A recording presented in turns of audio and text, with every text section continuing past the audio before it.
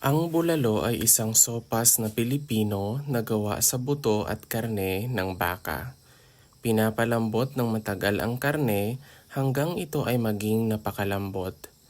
Mayroon itong mga gulay tulad ng mais, repolyo at patatas.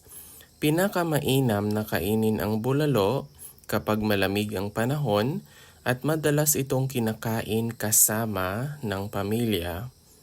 Ang sopas ay mainit at nakakagaan ng loob, kaya't paborito ito sa maraming tahanang Pilipino.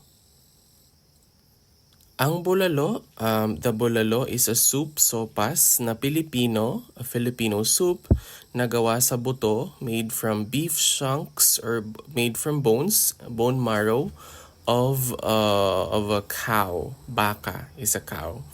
The beef is cooked for a long time. Pinapalambot ng matagal ang karne, so lambot is soft. Matagal, that means long time, and then until it is very tender.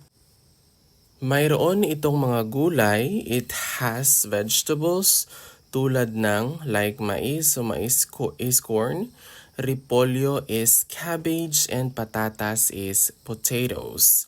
Pinakamainam na kainin, so bulalo is best enjoyed when the weather is cold. Kung ang panahon ay malamig, that's cold, mainit is hot, at madalas itong kinakain kasama ng pamilya, and it is usually eaten together or shared with the family. Ang sopas ay mainit at nakakagaan ng loob, so the soup is warm and comforting. Kaya't paborito ito sa maraming tahanang Pilipino, so making it a favorite in many Filipino homes. Ang bulalo ay isang sopas na Pilipino na gawa sa buto at karne ng baka. Pinapalambot ng matagal ang karne hanggang ito ay maging napakalambot. Mayroon itong mga gulay tulad ng mais, repolyo at patatas. Pinakamainam na kainin ang bulalo kapag malamig ang panahon at madalas itong kinakain kasama ng pamilya.